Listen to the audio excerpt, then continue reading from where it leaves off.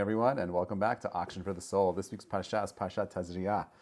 And this is one of the most, this Parashat Tazria Matzorah is usually a double Parashat. This is a very short Parashat, but there's a lot of depth over here. The Parashat is a continuation of the laws of different skin conditions that are known as tzarat. We talk about childbirth over here. We talk about the idea of quarantine and purification. These are the basic themes. But I think there's a general idea that sums up everything that this parsha is going to be trying to convey. And it goes like this. Parsha begins, let me just pull up the Chumash. Parsha begins like this. Okay, God says to Moshe, Daber el bnei Israel lemor, speak to the Jewish people, saying, Isha ki tazria v'yalda zachor. Okay, a woman who conceives and gives birth to a male, okay, v'tim'a shivat yamim kimelidat dota titma. She becomes impure for 7 days. Yimol basar arlato. And then on the 8th day, you got to go ahead and give this boy a circumcision. Now, this is a very strange transition, okay? And I want to start with a question. The first part of the pasuk says, "Speak to the Jewish people." Let's talk to them a little bit about this idea of a woman conceiving and giving birth. Okay, and the idea of there being something called tum'ah, the idea of there being some kind of impurity. And then right after that, it says, Ubayom hashmini yimol basar lato. You got to go ahead and give this boy a brit milah, a circumcision. Now, this is a very strange transition. It comes like out of nowhere. Like, just talk to me a little bit first about this idea of what this concept of a woman conceiving and giving birth. Talk to me about that. What does that look like? How? And then out of nowhere, you're talking about a woman giving birth, conceiving, giving birth, becoming impure. And by the way, cut the baby. It's a boy. You got to go ahead and give the boy a circumcision. Okay. The question is why. This seems a little bit strange and out of order. Is there something more that is you and I are supposed to walk away with from this parasha? And the idea, and we're going to come back. I'm going to answer that question for you. I want to skip a little bit. Okay, then the Torah tells us a little bit about all the idea of her becoming pure and impure, and the sacrifice she has to bring. And there's a lot of depth and lessons that can be learned out from there as well. But we go into this thing called the tzarat. Okay, this lesion called tzarat, this white, flaky, skin condition that comes out on a man. Chachamim teach us that this is coming out as a result of something called lashon hara. This is coming out as a result of speaking, using negative speech, slanderous speech. And so, how is all this related? The first part of the Parashat tells us about a woman conceiving and the laws of tahara and tumah, purity and impurity. And then all of a sudden we get into this idea of tzarat. And the pasuk, the word in which that we use to talk about this tzarat, it says as follows: V'rah Kohen oto b'yom hashvi'i shenit. Okay, Kohen will see him on the 7th day a second time. Okay, we're going to v'hine kaha hanega, right? And behold, the nega, this lesion, has become dimmer. But Taharo Kohen, once the Kohen recognizes this lesion is getting better, he could go ahead and he could mitar him. He could go ahead and immerse him and his garments, so he could become clean, and we could get him away from all these things. Okay, great. Now, we've said this before, but it's worth repeating again over here. The word nega in Hebrew, which means lesion, okay, is made up of 3 letters. Nun, Gimel, Ayin. Okay? Nun, Gimel, Ayin, same letters, also spell oneg. Ayin, Nun, Gimel. Nega and oneg, okay? One is an affliction, okay, and the other is pleasure. What's the difference between nega, one word, affliction, pleasure? Is there a correlation here? The difference between the nega and the oneg is where you put the ayin. The letter ayin on its own means sight. I see. Okay? Nega is affliction when the thing that you're going through is at the end. Okay? When you don't have clear vision in the beginning, nega, it becomes an affliction. It's nega, maybe is where the word negative comes from. Negativity. The word nega is in there. Okay? Whereas the word oneg is ayin is first. When you have clear vision of something, okay, and you're going through a challenging time, it's oneg. You see it as an opportunity for growth, an opportunity for development, an opportunity for greatness. But if it is not clear to you, it's a nega. The ayin is at the end, you're in trouble. Okay. That's I think this concept of nega and oneg in this parsha is important. Why? Because we're talking specifically over here about lashon hara. We know that God created the world with what? With speech, right? He could have created the world with a thought. Why with speech? Why does God use speech to create the world? Now, what determines reality? What determines reality is how we perceive reality, okay? And therefore, what we say is the way I like to think of it is like this. I have no choice in how I see things, but I have a choice in how I express things. So what does God do? He wanted to create a world where he gave man the ultimate ability, the thing that separates us from every single creature on the planet is something called free will. What is free will? Free will is our ability to make choices. Speech is the greatest expression of you and I exercising our free will. God creates man at the end of creation, okay?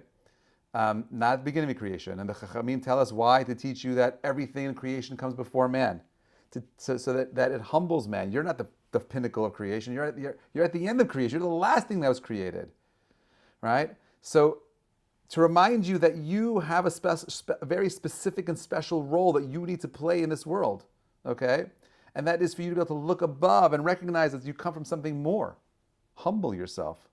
This is Rashi says. Rashi quotes of Rav Simlai. Just like man was created after all domestic animals were created, all the wild beasts, the birds, at the end of Bereshit, kach torato nitparsha achar Torah behema chayav ha'of. The laws concerning the cleanliness of domestic animals came before, a human being. So last week's parsha tells me a little bit about kosher animals, and now you're telling me about the birth of a human being. Doesn't sound like it's in order, and that's right. The same way that mankind was created at the end, the Torah is telling us the halachot in the same exact order. Man, you need to humble yourself. Most of the time, I would argue, when we get into any kind of altercation, we get into fights, we get into disagreements, it comes from our misinterpretation of reality. It comes from us choosing to use our free will in a way that is negative. And when we choose to live in a world of negativity, nega, we are afflicted. Okay? If you believe that there is a purpose, that God created you with a very specific purpose that only you can accomplish in this world and no one else can. You have your own unique role in this world that only you can express. In that world, you find everything to be oneg. Everything is pleasurable.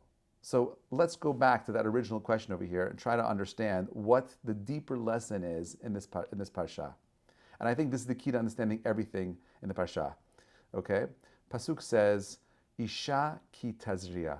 Why do I need to know that? Just tell me if a woman gives, just tell me the pasuk is about when a woman conceives and she has a baby boy, 7 days later she becomes impure, then circumcise him on the 8th day. What does that all mean? Let's break it down. Pasuk could have said when a woman gives birth to a baby boy, or could have just said when you have a baby boy on the 8th day, circumcise it. It doesn't say that. So let's break it down. Every single word the Torah uses is very specific. There are no accidents. There's no extra letters in the Torah. Okay, Yisrael stands for Yesh Shishim Ribui Elef L'Yisrael. There are 600,000 letters for the Jewish people. Each one of us have our own letter in the Torah. Okay. Pasuk is saying like this, Isha ki tazria. Isha always represents the feminine force. It's interesting, the Pasuk mentions a contrast here. Isha ki tazria v'yalda zachar. A woman conceives and has a zachar, male. Two forces, male force and the female force. The female force is the power to receive. The masculine force is the power to give, okay, to provide. God creates the world in a circumstance where it always needs to receive. And there is specific energies that flow backwards and forwards, up and down, coming from God to man and from man to God. And these different flows, we'll call them, okay, are an expression of God's mercy. Sometimes you and I are able to do things And that's totally an expression of God carrying us. Not that you and I are deserving of it, but God wants to certainly, you have merit, He wants to help you, and therefore He's literally carrying you through a situation. But there are other circumstances where my actions my actions below spark some kind of movement above.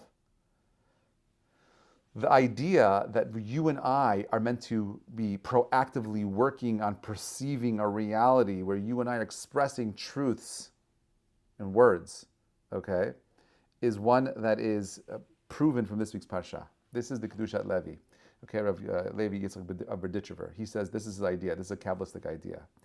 He says that when the pasuk says Isha ki Tazria, when the feminine force, which is a receiving force, conceives, okay, it's now going to express something. V'yalda zachar. When the feminine force does something below, and it creates something that's called a masculine force, okay. Bayom hashmini yimol basar. You got to do something right away, okay. What the pasuk is teaching us is that ideally, all movement, spiritual movement, needs to come from you and I below. When we stop being receivers, takers, just for the sake of consuming, consumption for consumption's sake, this is the disease of our generation. How many young people today would prefer to sit in front of a screen versus going out and getting dirty and getting sweaty and running around with friends, and they'd much rather sit in their own virtual reality. And this is the challenge of this world today, that we have all these devices that we're consuming information, and we're trained to become consumers at a very early age. Consumption on every level, not just consumption of products, consumption of video, and all kinds of media, and so on and so forth. That's not the world that God created for us. God created a different kind of world. He created a world where when you and I, which are all feminine, because we're all receivers, when we conceive something and we create a zachar, a power to move, to give back, okay, we create a new hitorut, a new kind of activation that comes from below, that moves things above, that comes back down and impacts things below again. And what do we do? B'yom hashmini, 8 represents the infinite power. We have to do something. What is that thing called? Yimol basar arlato. You go ahead and circumcise the foreskin of the flesh. So let's talk about that for a minute. Circumcision is a fascinating mitzvah. One that is very counter, I would say, human logic. And I'll explain to you. This was based on the Gemara, which talks about Rabbi Kiva, and Turnus Rufus, a famous Roman general, who comes to Rabbi Kiva and says, I don't understand. You believe that humanity was created in the image of God, right? And you believe that God is perfect. And therefore you believe that everything God creates is perfect. If you believe that man is created in the image of God and God is perfect and everything he creates is perfect, what right do you have to alter the image of God? What right do you have to change what man looks like? Who says you have the right to go ahead and circumcise a baby boy? It's created in the image of God. It's perfect. It's pure. And you're coming in, you're adulterating it, you're changing it. You don't have a right to do that. Pasuk says, no, you got to go ahead and circumcise it. So Rabbi Kiva, here's the question. And he goes back into his house. He comes back with a stalk of wheat and a cake. And he says to the Turnus Rufus, which one's better? And he says, what do you mean the cake is better? He says, but God created the stalk of wheat. You see, God creates a world that requires refinement. All things require refinement, including ourselves. Pasuk is about when we lack humility and we don't have the ability to control our words or our thoughts. We just allow our emotions to take over. We're in trouble. We become worse than the animals, because that means you and I are not fulfilling our unique tafkid, our purpose in this world. But when we rise above our nature and become bigger than the animals and everything that came before us, right? When we have the ability to see the ayin at the beginning, we choose to see something more, our whole world becomes different. Our whole reality becomes different. And maybe this helps us explain a little bit of what the Chafetz Chaim says, right? We know he calls himself the Chafetz Chaim. It comes from a pasuk, the Chafetz Chaim, right? It says, Mi ha'ish ha'chafetz chaim, ohev yamim lirot tov, right? Who is a person that go ahead and wants to live a life of meaning? Who desires life, right? Who wants to see a life of Ohev Yamim Lirot Tov? Who's that person? Nitzor L'Shincha Meira. Right? You go ahead and stop. Do not speak. Prevent yourself from speaking Ra. Usifatecha Midaber Mirma. And make sure your lips do not go ahead and spread deceit. Sur Meira. Avoid evil. Va'aseh Tov. Do good. Bikesh Shalom. Request peace. And you go ahead and you chase after it. Listen to this pasuk, my friends. Who's a person that loves life? Miha isha chavetz chaim? That's a question mark, right? Don't read the pasuk straight. Miha isha chavetz chaim ohev yamim l'rot tov. No. Miha isha chavetz chaim, question mark. Who's a person that loves life? Ohev yamim, the person that loves his days and wants to see good. The question and the answer is in the same exact pasuk. You want to live a life of chefetz chaim. You want to live a life of health, of briut, of success. You have to love your days. Lirot tov. To love is to give. Are you giving your days? Are you giving of yourself? Are you choosing to see good? Are you choosing to stop thinking of the worst negative possibilities? And then when you have that, the second stage is Netzor l'shincha me'ra. You stop speaking bad. Close your lips. Don't deceit. Sur me'ra. Avoid doing all bad things. But what do you got to do? Oseh tov. Fill your days with just doing good. Help people. There's so many people that are in need of help right now. Bikesh shalom. Beg for peace. And then pursue it non-stop. You want to be able to actualize your potential in this world? You want to become more than a human being? You want to be more than an animal, You want to be the greatest of human beings? You want to be able to go ahead and be involved in a situation where you transform the lowest parts of yourself to something more? What do you got to do? Okay? Ishaki Tazria, when we conceive something of all of us, our feminine selves produce something, that thing is called a zachor. That's the masculine force to give back. Right? Why does God tell us to go ahead and do the circumcision? To give us the opportunity to do more mitzvot. To give us the opportunity to refine ourselves, to become something more. That's your choice. No one can take that away from you. What you speak is your choice. How you see the world around you is your choice. How you respond to the circumstance around you is your choice.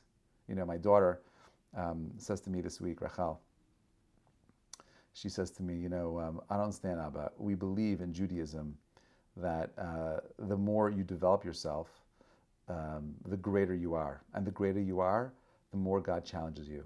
And the greater you are, the more greater the challenge. So she says to me, what's the point of becoming greater? Why would you want to work so hard to be so great just to be challenged? And I said to her, what you're forgetting is that God's always going to challenge us no matter what we do.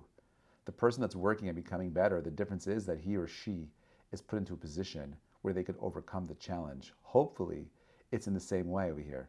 Someone who is avoiding evil, sur meira, medaber mirma, just stay away from all that stuff. Oseh tov, bikesh shalom, do what you got to do to be good. Pursue peace, live peace. Create a hitorut milamata. You choose how you're going to change reality through your actions below down here. Hey, Keith. You choose how you're going to, change your world around you down here, right? Because you're going to choose to see a world of positivity. Stop allowing the negative reality around you to interpret the world. Just use a positive lens, and you'll live a life of good. Mihaish hachafetz chaim. Who's the person that really, truly desires life? You know who that person is? The one that is ohev yamim, the one who loves his days. He uses his day every day, expressing his potential. He lirotov, that person only wants to see good in the situations around him. Nitzur l'shoncha mira, he doesn't want to say bad. He protects his lips from opening up negativity. He avoids doing all bad, and he's focused on doing one thing, good. Ishak Tazria, the person that's going ahead and doing that over here, but Yom HaShmini reaches that infinite state of the ability of changing reality from this lower state to a higher state, a physical state to an infinite state. May we always be blessed of seeing a world of positivity, of recognizing that it's the small things that we do, our thoughts, our words, our perception changes our heart. Okay, it doesn't work. That's not how you feel. It's how you see. How you see defines how you feel. May you be blessed with that clarity so you and I can live in a better, greater world. May we always pursue peace. We should see peace. Our soldiers that are taken hostage should be returned soon. All those people that are suffering, their suffering should be relieved. There's so much pain out there in the world right now. You could get lost in the negativity. But if you want to live a life of oneg, you choose where you put that ayin. Shabbat shalom, everybody. Thank you so much for listening.